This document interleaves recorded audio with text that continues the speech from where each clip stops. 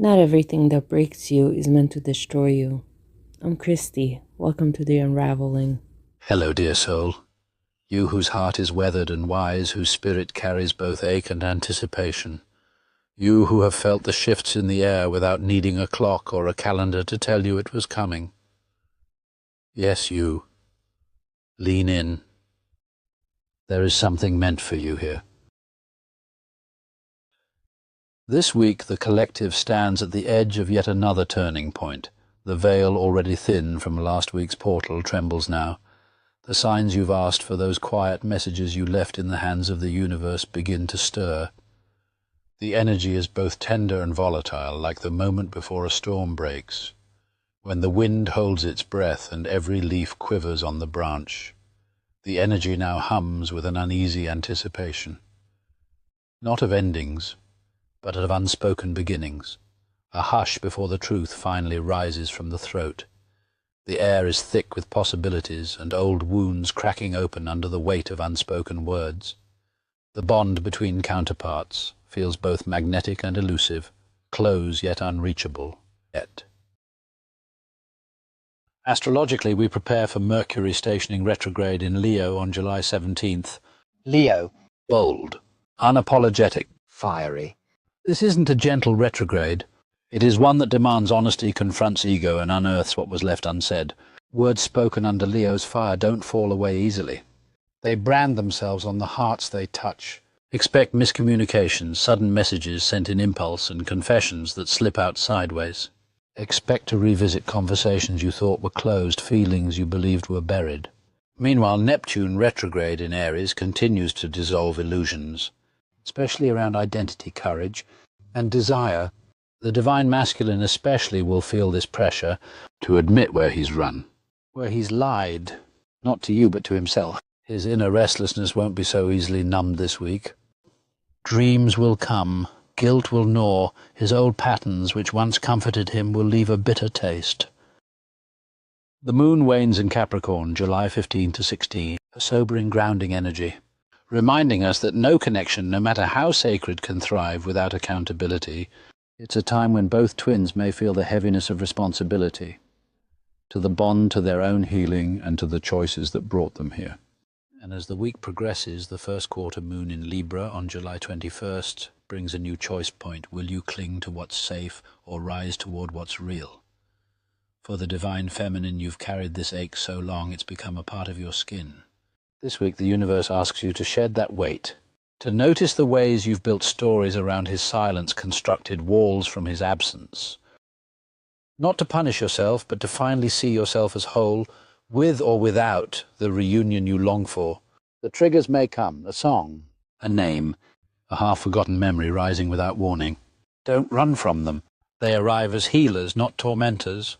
By midweek you'll feel a subtle but profound shift, a clarity about what you can control and what you cannot, an awareness that waiting is a state you no longer need to reside in.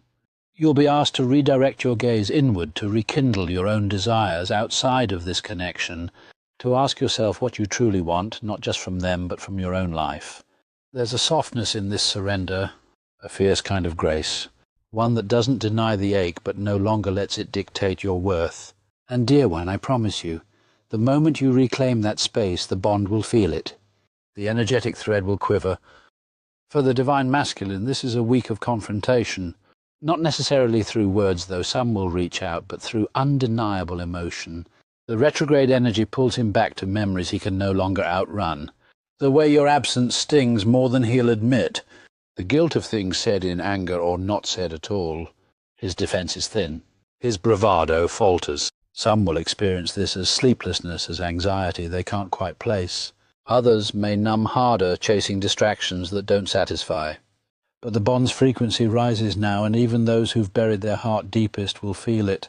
A name lingering on the edge of their thoughts, a memory rising in the mirror of a stranger's face, the past knocking on their door, and for the first time they may listen.